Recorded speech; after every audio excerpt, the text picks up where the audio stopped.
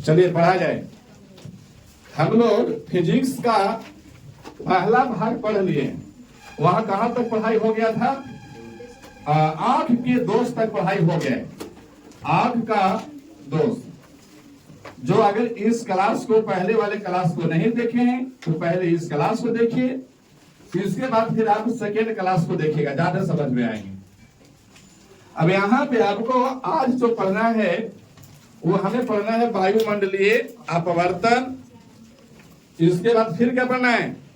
वायुमंडलीय अपवर्तन के बाद जो हमें पढ़ना है वो आपको पढ़ना है कि तारे क्यों टिमटिमाते हुए नजर आता है।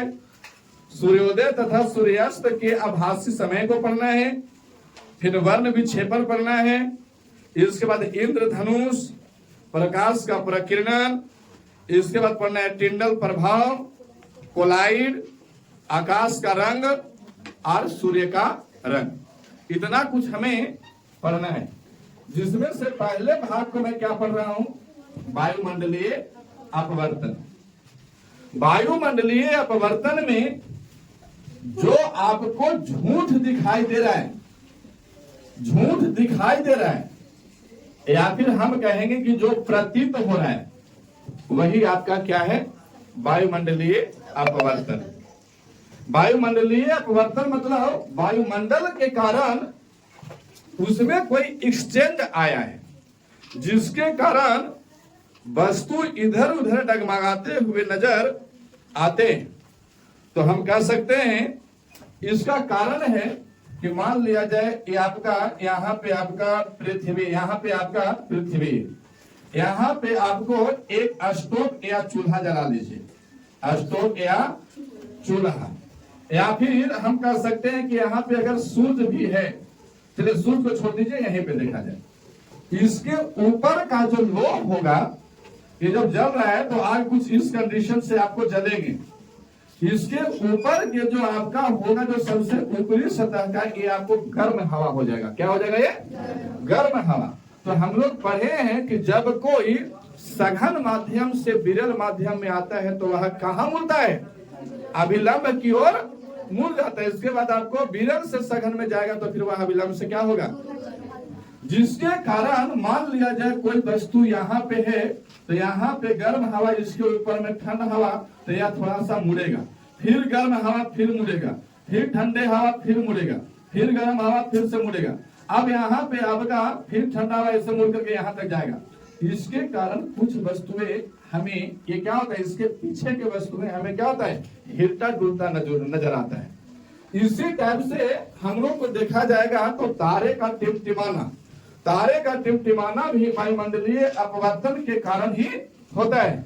वायुमंडलीय अपवर्तन के कारण होता है। हम लोग जब तारा को देखते हैं, जब हम लोग तारा को देखते हैं तो उनकी चमक जो है ना, तारा का चमक वो कुछ घटता बढ़ता रहता है, कुछ घटता बढ़ता रहता है। मान लिया जाए आकाश में आपका छोटे छोटे तारे, ये छोटे छोटे तारे, और एक व्यक्ति यहाँ पे खड़ा है, एक व्यक्ति खड़ा है, और इसे यहां से जब व्यक्ति इसको जब देखता है तारा को, तो इसका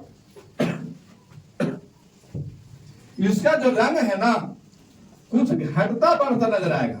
कभी लगेगा कि कम गया है, कभी लगेगा कि बढ़ रहा है, जिसके कारण वायुमंडल में असमानता फैल जाता है। वायुमंडल में क्या होता है? असमानता। आपका अपवर्तन के कारण असमानता फैल जाता है, ये असमानता होता है, असमानता। और इसी के कारण ये जो तारा है ना, ये आपको हमको टिमटिमाता हुआ नजर आता है। वास्तविक में तारा टिमटिमाता नहीं, लेकिन वायुमंडल में असमानता के कारण, छोप विक्षोभ के कारण, या फिर हम कह सकते हैं कि इसका गर्म हवा और ठंडे हवा के कारण जब वायुमंडल में असमानता फैलती है, जिसके कारण तारे हमको क्या होता है? टिमटिमाते हुए नजर आते हैं। तो ये आपको, इसमें आपको चंद्रमा क्यों ना टिमटिमाता है? क्योंकि उसका खुद का लाइट नहीं है, उसका कोई खुद का प्रकाश नहीं है, इसलिए वह टिमटिमाता हुआ नजर नहीं आता है। अब दूसरा में हम लोग पढ़ेंगे, दूसरा में सूर्योदय, यहां लिख दूं, सूर्योदय तथा सूर्यास्त तथा सूर्यास्त, सूर्यास्त, सूर्यास्त नहीं होता है, सूर्यास्त होता है के आभासी समय, आभासी समय।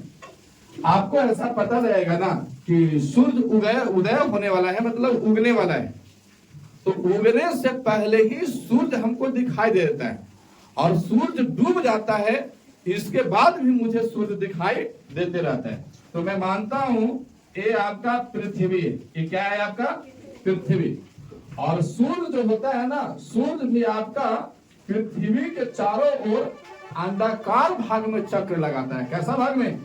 अंडाकार। तो यहां से आपका सूर्य ऐसे आएगा, यहां से दूरी थोड़ा सा ये कम दूरी होगा, यहां से देखो तो ऐसे कम दूरी आएगा, और यहां से ऐसे भाग जाएगा इस टाइप से, यहां से। अब कोई व्यक्ति मान लिया जाए कि सूर्य यहां से उदय हो रहा है, सूर्य यहां से उदय हो रहा है, और कोई व्यक्ति यहाँ पे पृथ्वी पर खड़ा है। अब यहाँ पे देखेगा तो ये ऊपर में क्या है आपका वायुमंडल, क्या है वायुमंडल। अब वायुमंडल है, वायुमंडल है, तो जैसे ही ये सूर्य उगना शुरू होगा तो इसका रोशनी कहाँ आएगा?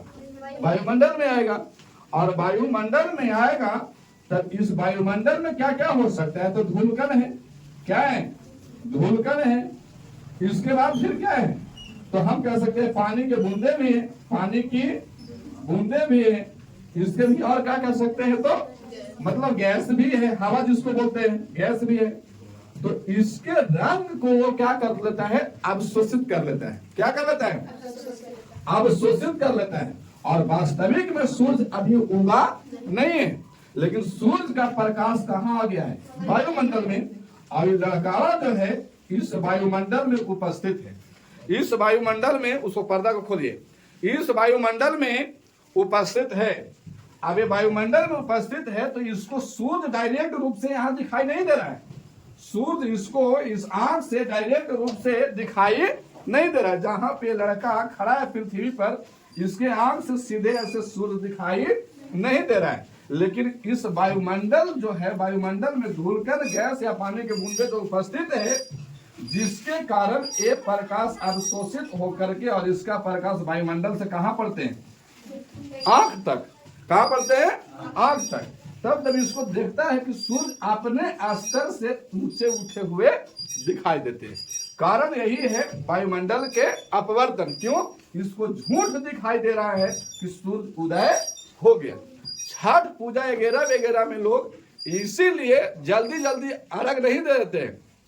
जैसे ही सूर्य दिखाई देगा, लोगों को यह पता होता है कि सूर्य अभी उगा नहीं है, वो वायुमंडल अपवर्तन के कारण थोड़े सा अपने स्तर से उठा हुआ नजर आ रहा है। जब पूरा सूर्य दिखाई दे देगा तबे वो लोग आपको क्या है, अर्घ वगैरह वो लोग देती है। सेम प्रक्रिया यहाँ पे होता है सूर्य अस्त के समय। सूर्यास्त के समय भी जब सूर्य अस्त हो गया, सूर्य अस्त हो गया, फिर भी अपने वास्तविक स्थान से सूर्य क्या होता है? अपने वास्तविक स्थान से उठा हुआ प्रतीत होता है। क्यों? इसके सूर्य के प्रकाश को अभी पूरे समाप्त नहीं हुआ है, ये आपको फिर से वायुमंडल में अपवर्तन होता है। अभी लड़का देखेगा कि अभी शाम ना हुआ है, और इसको ये सूर्य आपको दिखाई देता रहता है। चलिए, ये कारण हो गए। इसके बाद में आपको पढ़ना है, क्या पढ़ना है?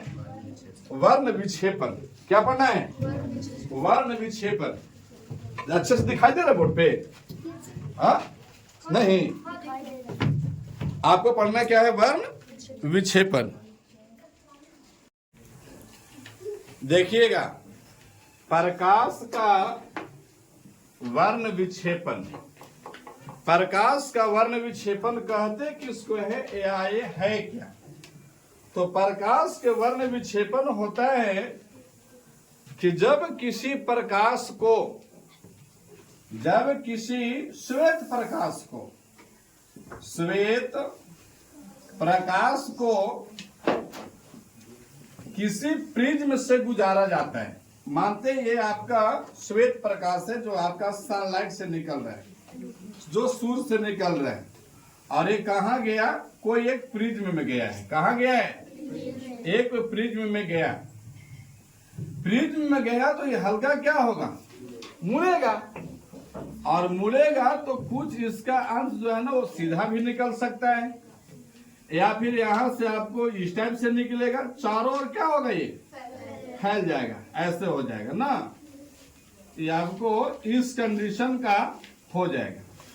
माने श्वेत प्रकाश को जब किसी प्रिज्म से गुजारा जाए तो आपको श्वेत प्रकाश अन्य रंगों में विभक्त हो जाता है, और अन्य रंगों में विभक्त के जो होता है उसी प्रक्रिया को हम क्या कहते हैं, प्रकाश का वर्ण विक्षेपण, जिसमें जो आपको ये श्वेत प्रकाश यहां से गई और यहां से मुड़ करके और विभिन्न 7 रंगों में क्या हो गया, विभक्त हो गया, यानी बट गया।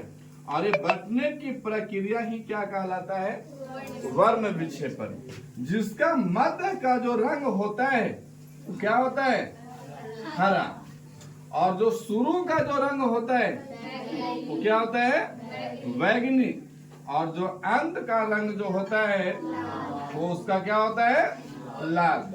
अच्छा, बैंगनी के नीचे कौन सा रंग, जामुनी होता है। कौन सा रंग होता है, इसके बाद नीला होता है, नीला रंग, इसके बाद हरा, इसके बाद पीला, इसके बाद नारंगी। ये आपको कलर में विभक्त हो जाता है, जिसमें अगर हम देखें कि जो लाल रंग है, ऐसे शॉर्ट में इसको मैं ऐसा ही बोल सकते हैं कहीं कहीं, वैजानी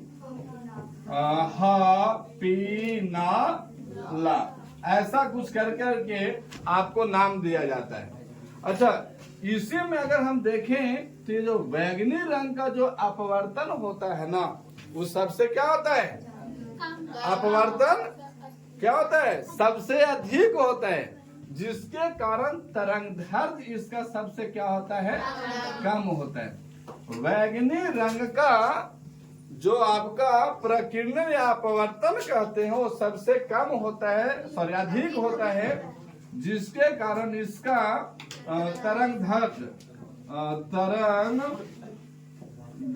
जो है, तरंगदैर्घ्य इस सबसे क्या होता है, कम होता है। तो कम किसका तरंगदैर्घ्य होता है, किस रंग का, तो हम कहेंगे बैंगनी का। कौन सा रंग का, बैंगनी का। और जैसे जैसे आप शुरू से अंत की ओर बढ़ेंगे वैसे वैसे तरंगदैर्घ्य क्या होता रहेगा, बढ़ता जाएगा।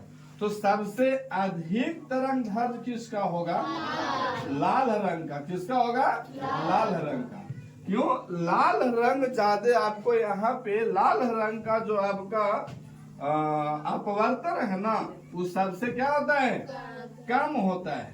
लाल रंग का अपवर्तन सबसे कम होता है, इसीलिए इसका तरंगदैर्घ्य सबसे अधिक होता है। और बैंगनी रंग का तरंगदैर्घ्य अपवर्तन सबसे अधिक होता है, इसीलिए इसका तरंगदैर्घ्य क्या होता है, कम होता है। अच्छा, अगर हम सबसे ज्यादा और कम वाला को केवल याद रखेंगे, अगर सबसे अधिक तरंगदैर्घ्य होता है लाल रंग का, ये तरंगदैर्घ्य होता कितना है, तो लगभग 620 से 700 नैनोमीटर। किसमें, नैनोमीटर में। जैसे ऐसे कहते हैं ना, मिली, माइक्रो, नैनो, पिको, फेम्टो, एटो, किलो, मेगा, जेगा, टेरा, पेटा, एक्सा, तो ये सब आपको मेजरमेंट का नाम होता है।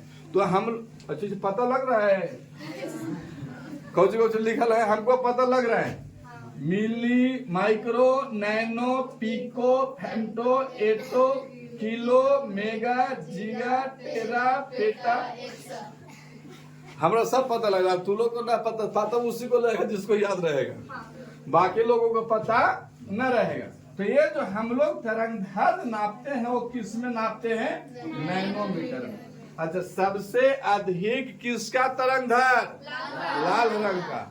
कितना, 620 से लेकर के, और सबसे कम तरंगदैर्घ्य जो होता है वो किसका होता है, बैंगनी। किससे, कितना, 400 से लेके 440 नैनोमीटर तक इसका तरंगदैर्घ्य होता है।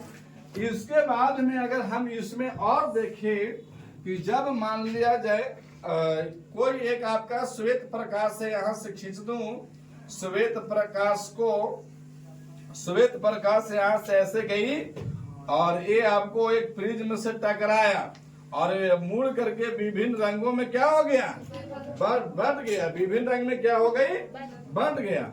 और फिर ये विभिन्न रंगों को एक आपको फिर से उल्टा आपको रख करके, कैसा उल्टा रख करके आपकी प्रिज्म को अगर देखा जाए तो फिर से यहाँ बढ़ करके एक जगह प्रसारित हो जाएगा और फिर से श्वेत प्रकाश क्या हो जाएगी, निकल जाती है ना। इसी को हम क्या कहते हैं, ये आपको श्वेत प्रकाश को एक्सचेंजिंग करने पर। अच्छा, इसके बाद में जो आपको पढ़ना है किसका, तरंगधर्म, इसी में आ गया। आप पढ़ लीजिए इंद्रधनुष। क्या पढ़ लेंगे, इंद्रधनुष। अच्छा, ये सब आपको उतारना है तो फिर उतारिए, अन्यथा आगे बढ़ेंगे।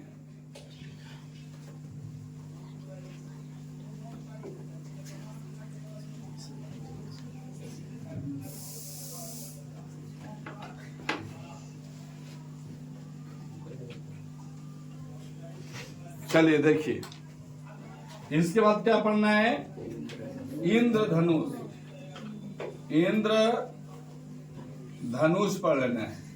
इंद्रधनुष, इंद्रधनुष क्या होता है, इंद्रधनुष जब बारिश होगा ना, बारिश हुई, बूंदा बूंदी पानी हुआ और बारिश रुक गई और रुकने के बाद जब प्रकाश फिर से आपको आएगा, यानी सूर्य का प्रकाश फिर से चारों ओर फैलेगा, तो जो प्रकाश का जो प्रकाश है, सूर्य का प्रकाश, उस आपको पानी के बूंदों से टकरा करके कुछ न कुछ अपवर्तन होते हैं। और अपवर्तन होते हैं तो जिधर आपको सूर्य उगा हुआ है उधर ही पीठ करके अगर खड़ा होइएगा तो उधर में क्या दिखेगा आपको, इंद्रधनुष जैसा कुछ वर्णपट दिखते हैं। जैसे मैं समझू, मान लिया जाए सूर्य आपको इधर से आपको उगना है, सूर्य क्या इधर से उगना है, ये सूर्य उगेगा। अब यहाँ कोई थोड़ा बहुत आपको बारिश हुई है, थोड़ा बहुत आपको बारिश हुआ है, ये आपको सन है, सूर्य है, ये आपको सन है। अब यहाँ पे आपको बारिश हुआ और बारिश हुआ, यहाँ पे कोई एक लड़का खड़ा है ना, ये आपको लड़का खड़ा है, किधर देख रहा हो, उल्टा फिगर है, इन्हें देखवाना है ना, ऐसे आपको तभी गोले मूड़ी बना देते हैं, ये आपको ऐसे देखेगा। आप देख रहे हैं नहीं, हाँ, अब इधर आपको ये दिख रहा है, हमको देख रहा है ना, उन्हें देख रहा है कि अब इधर से आपको क्या होगा ना, जब ये बारिश हुआ ना तो इधर में आपका पेड़ पौधे हैं, आपको पेड़ पौधे हैं, ये आपको इस टाइप का पेड़ पौधे होते हैं वायुमंडल में, ये आपका पेड़ पौधे होते हैं ना, होता है छोटा छोटा पौधा है,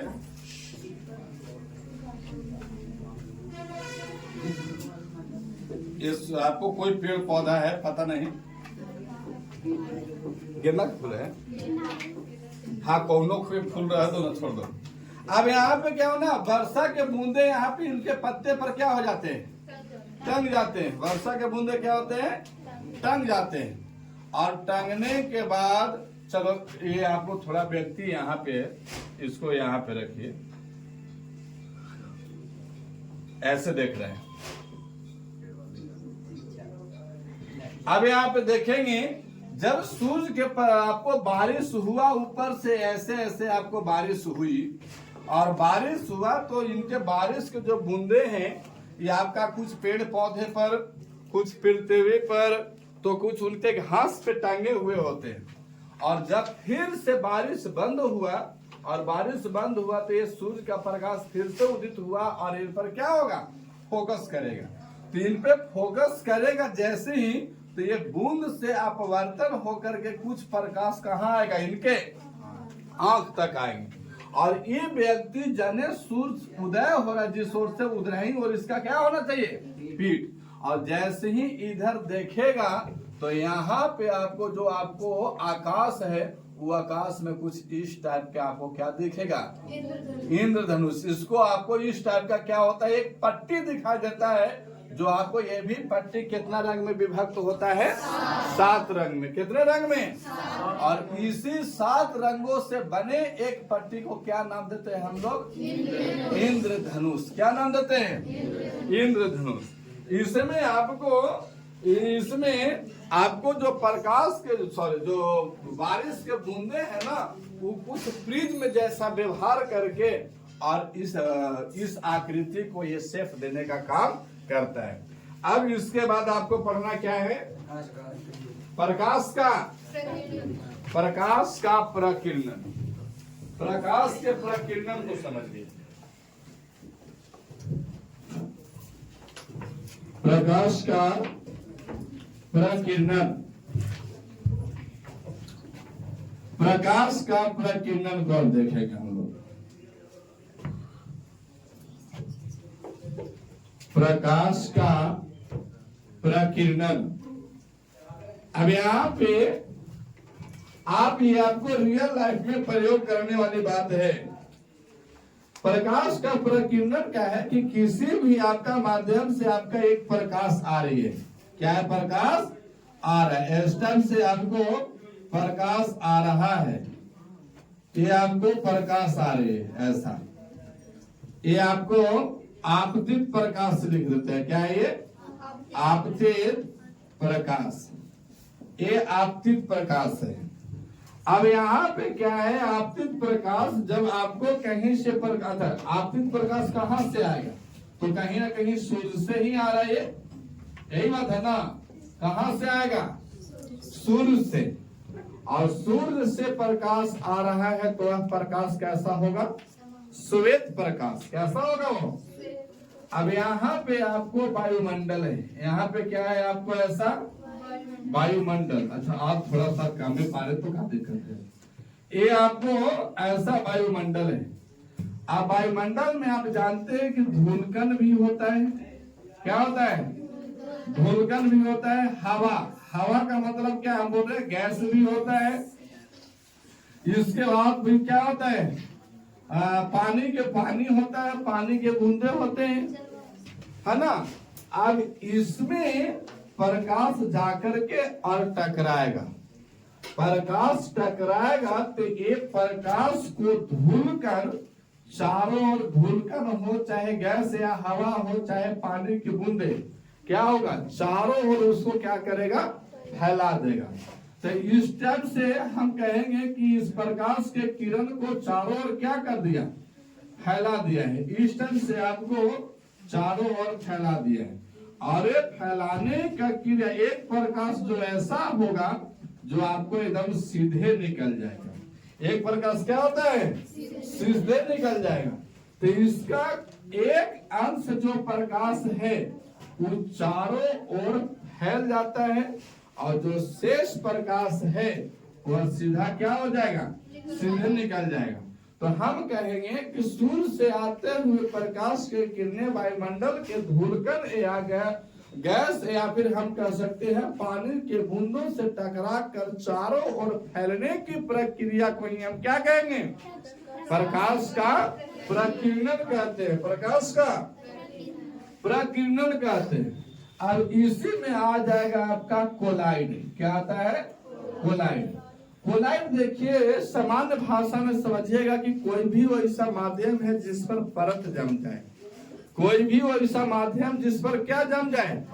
परत जम जाए, उसे हम क्या कहते हैं? कोलाइड। जैसे हम लोग में कह सकते हैं कि नेटा खखार फेंक दिया ना, 2-4 खखार के कस के, तो आपको कोलाइड का सबसे बढ़िया उदाहरण है। इसके बाद भी अगर देखा जाएगा तो हम कहते हैं कि और कोलाइड कहाँ हो सकता है?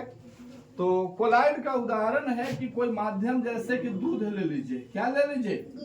दूध।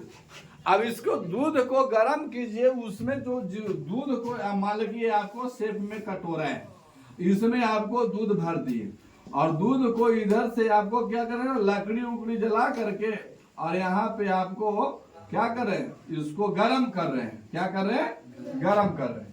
गर्म करिएगा तो कुछ देरी के बाद जब हीट हो जाएगा, टेम्परेचर पे आ जाएगा, तो देखिएगा आगे में ऊपर में कुछ जम जाता है, जिसको सामान्य रूप में आप लोग छाली कहते हो। यही बात है ना? ये आपको जम जाएगा। तो ये आपको वसा के कण कुछ ऊपर में जाकर के जम जाते हैं, जिसको हम क्या कहते हैं, कोलाइड। क्या कहते हैं, कोलाइड। तो कोई वैसा माध्यम जिसमें कुछ आपको छोटे छोटे कण जम जाते हैं, उसी को हम क्या कहते हैं, कोलाइड कहते हैं। इसमें आपको और देखा जाए तो नमी वाला हवा जो आपको नमी वाला हवा कहाँ मिलेगा, जिसको ड्यू बोलते हैं। ड्यू का मतलब ऐसे कुहेसा समझते हो, कुहेसा या कोहरा, ऐसा ना। तो आपको वो नमी वाला क्या होता है, हवा, उसमें भी आपको कोलाइड होता है, जिसको एक तरफ से दूसरा तरफ देखने पर दिखाई तो देगा, लेकिन धुंधुर दिखाई देगा।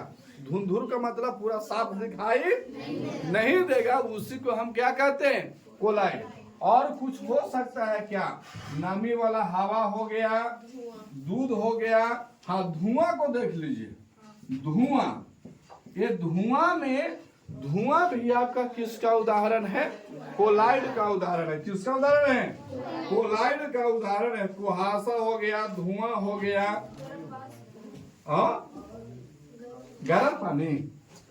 गर्म पानी करोगे तो कहाँ ऊपर परत जमता है।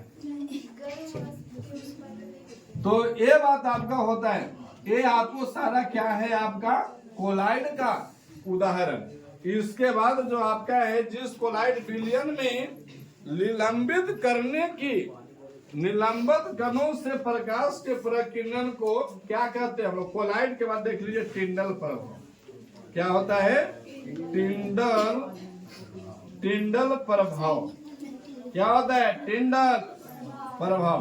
तो किसी कोलाइडीय विलयन में, कोई भी कोलाइड वाला विलयन रहे, चाहे दूध रहे, धुआं रहे, चाहे फिर आपको हवा रहे, चाहे पानी रहे, कुछ भी रहे, कोई भी आपका कोलाइड विलयन में जब कणों से प्रकाश को प्रकीर्णन किया जाता है, तो यही प्रकीर्णन के प्रक्रिया क्या कहलाता है, टिंडल प्रभाव।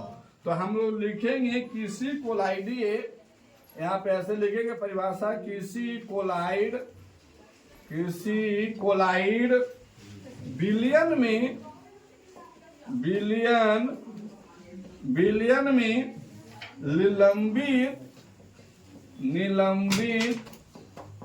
निलंबित कणों में प्रकाश के प्रकीर्णन को, प्रकाश का प्रकीर्णन ऐसे लिखाता है, प्रकीर्णन को क्या कहते हैं, को आपका टिंडल प्रभाव कहते हैं। क्या कहते हैं, टिंडल प्रभाव कहते हैं।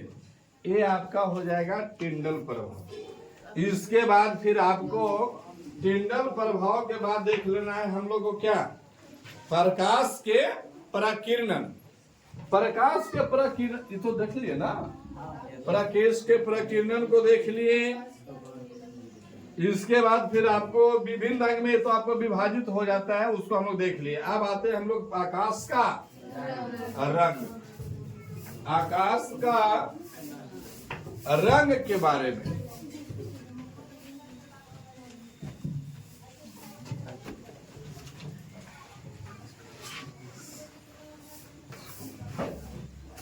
आकाश का रंग,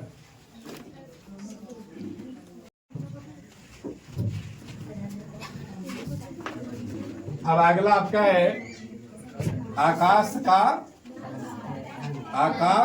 रंग। आकाश का रंग कैसा होता है, नीला। इस बात को समझा जाए, आकाश का रंग नीला आपका क्यों होता है।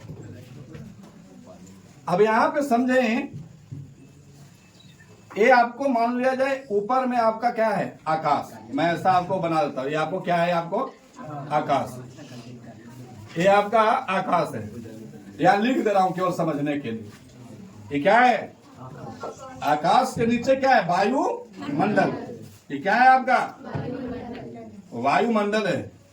यहां पे लिख दूं वायुमंडल। और वायुमंडल के नीचे क्या है, पृथ्वी, धरती। पृथ्वी क्या है? जिसपे हम लोग निवास करते हैं। यही बात है ना, जिसपे हम लोग निवास करते हैं। ये एक आंख से थोड़ा सा डैमेज है, देख रहे, लेकिन एक आंख से डैमेज रहे चाहे कैसन हो, जब दिखाई देगा तो कैसन दिखाई देगा। देखिए ये आपको वायुमंडल है। अच्छा, वायुमंडल कहने का मतलब यहाँ हवा भी है, यहाँ गैस भी है, यहाँ पानी के बूंदे भी हैं, पानी की बूंदे भी है, और क्या है, धूलकण भी है। अब यहाँ आकाश है तो यहाँ पे आपका सूर्य भी है ना, ये आपका सूर्य है। सूर्य से चारों ओर प्रकाश आपको वायुमंडल से होते हुए पृथ्वी तक आता है। अब देखिए, जब यहाँ पे सूर्य से जब प्रकाश आएगा वायुमंडल में, तो ये जो पानी के बूंदे हैं या गैस के कण हैं, जो आपको स्पेक्ट्रम की तरह या प्रिज्म की तरह क्या करेगा, कार्य करेगा। किस प्रकार से कार्य करेगा? यहाँ पे आपका जो धूलकण है, इस टाइप से धूलकण है, गैस है, जो भी एबीसीडी है, जो भी है, यहाँ से प्रकाश आपको यहाँ पे आएगा। तो यहाँ पे धूलकण क्या करेगा ना, इसको 7 रंग में क्या कर देगा, विभक्त कर देगा। कैसे क्या करेगा? विभक्त कर देगा।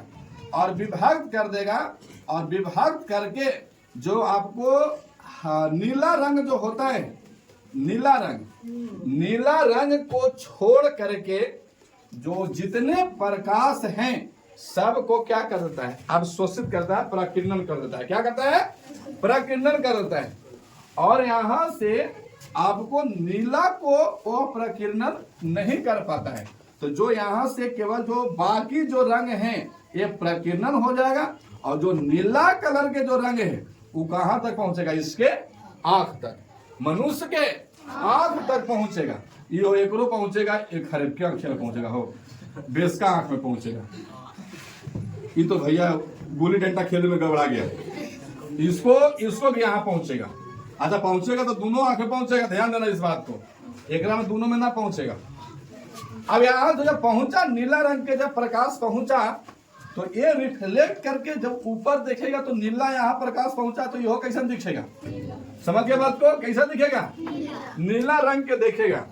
तो सबसे जो सूक्ष्म कण के गैसें होते हैं वो नीले रंग के अधिक प्रकीर्णित कर लेते हैं, और किरणा करके उसको अवशोषित करके, और फिर जब उसी को रिफ्लेक्ट करके देखता है, अच्छा उस समय कोई भी वस्तु को देखिएगा तो उसका प्रभाव ऐसा पड़ेगा।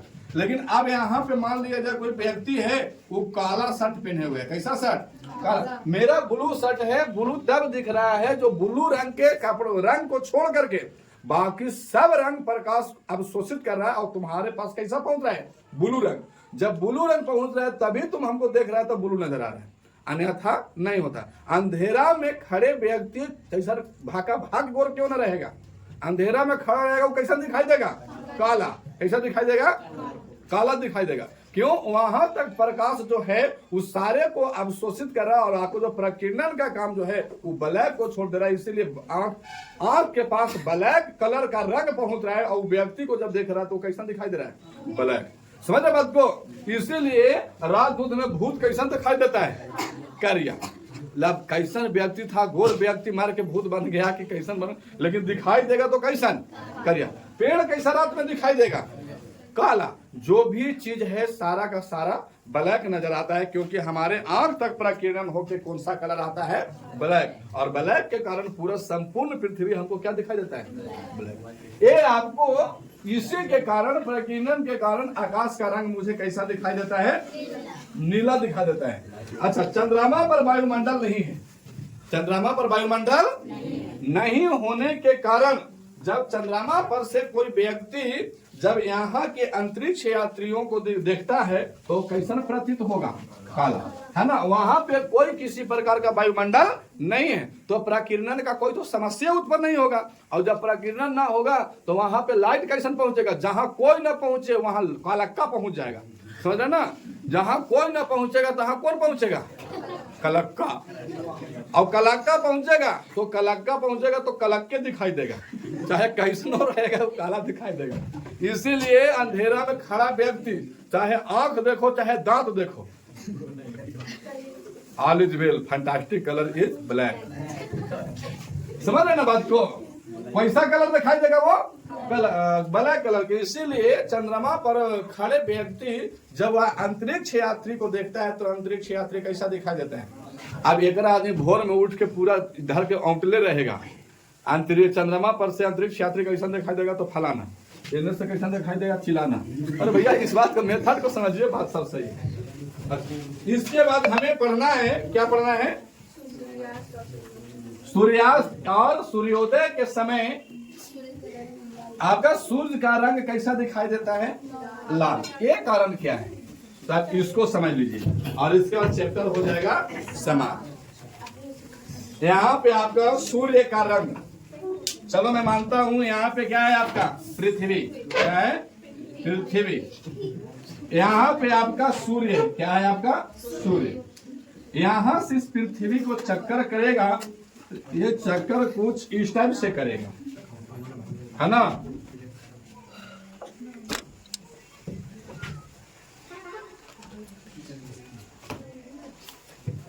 अंडाकार सर्कल करता है। कैसा सर्कल करता है? अंडाकार। आप देखिए यहां से सूर्य है, ये आपको सूर्योदय है। क्या है? सूर्योदय। और ये क्या है? सूर्योदय। सूर्योदय। और यहाँ पे क्या है? सूर्यास्त। सूर्यास्त है ना? सूर्यास्त है। अब यहाँ पे दिन में जो इसका कलर है ना, उस समय के साथ एक्सचेंज होते रहता है। दिन में जो सूर्य का रंग है हमेशा क्या होते रहेगा? एक्सचेंज माने बदलते रहता है।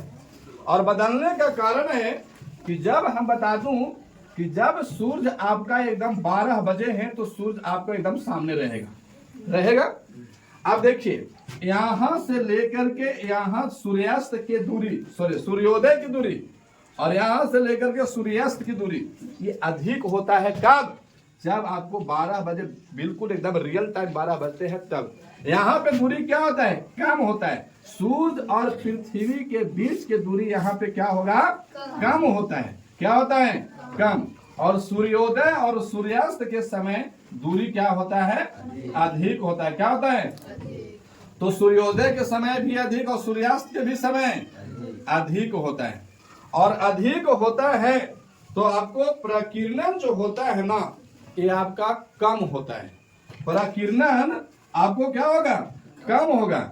यहाँ पे जब सूर्य आपका एकदम ठीक बीचों बीच आएगा तो यहाँ पे प्रकीर्णन जो है ये आपको कम होता है। प्रकीर्णन क्या होता है? कम होता है। और प्रकीर्णन कम होने के कारण सूर्य अपने वास्तविक रंग में दिखता है। कैसा दिखता है? वास्तविक रंग। जैसा आपको इसका रंग होगा उसी टाइप का ये दिखता है। तो हमें कैसा दिखाई देता है? श्वेत दिखाई देता है। कैसा? श्वेत दिखाई देता है। अर्थात हम कह सकते हैं कि सूर्य का वास्तविक रंग कैसा है? श्वेत। जब यार सूर्य और पृथ्वी के बीच का दूरी न्यूनतम रहेगा तो यहाँ पे प्रकीर्णन जो होता है, रंगों का प्रकीर्णन बहुत ही कम होता है। और कम होने के कारण ये सूर्य जो होता है ना वास्तविक रंग में दिखता है। और इसका वास्तविक रंग होता कैसा है? सफेद होता है। कैसा होता है? सफेद। और सूर्योदय और सूर्यास्त के समय जो आपको प्रकीर्णन होता है ना, वो नीले रंग का अधिक हो जाता है। नीले रंग को क्या है कि तरंगधर सबसे ज्यादा किसका होता है? लाल रंग के। और यहाँ पे नीले रंग का प्रकीर्णन अधिक हो जाता है। नीले रंग का प्रकीर्णन क्या होता है? अधिक। और तरंगधर सबसे ज्यादा होने के कारण लाल रंग कहाँ पहुंच जाता है? पृथ्वी पर। स्वतः पर्वत को अन्य जो रंग है वो लाल रंग से कम तरंगधर्ज वाले होते हैं। और जिसका कम तरंगधर्ज है वो पृथ्वी पर पहुंच नहीं पाता है, जिसके कारण उसका प्रकीर्णन क्या होता है? अधिक हो जाता है। उसका प्रकीर्णन हो जाता है। और जो बचता है लाल रंग, उसका प्रकीर्णन नहीं होता है और वह कहां पहुंच जाता है? पृथ्वी पर। सेम प्रोसेस यहाँ भी होता है। सूर्यास्त के समय सभी रंगों का प्रकीर्णन हो जाता है और जो ललका जो तरंगधर्ज ज्यादा वाला है वो कहां पहुंच जाएगा? पृथ्वी पर, जिसके कारण सूर्योदय और सूर्यास्त के समय सूर्य का रंग कैसा दिखाई देता है? लाल। क्यों? क्योंकि लाल रंग का प्रकीर्णन नहीं होता है और लाल रंग ही कहां पहुंच जाता है? पृथ्वी पर। तब मुझे दिखाई देता है कि सूर्योदय कैसा हो रहा है? लाल। सूर्यास्त कैसा हो रहा है? लाल। तरंगधर अधिक होने के कारण। ये आपका था मानव नेत्र चैप्टर, मानव नेत्र। इस वीडियो के माध्यम से चैप्टर यहीं पे क्या हो गया? समाप्त हो गया। क्या हो गया? समाप्त। बाकी बचे तो ये आपको आगे क्लास में अगला चैप्टर दिया जाएगा। जब तक के लिए धन्यवाद। अगर अच्छा लगा हो तो आप वीडियो के माध्यम से ही आप मुझे बताने का प्रयास कीजिए। कमेंट बॉक्स में जो त्रुटियां पाई गई है उसको बताइए, जो आपको समस्या लगता है उसको बताइए। जब तक के लिए जय हिंद, जय भारत।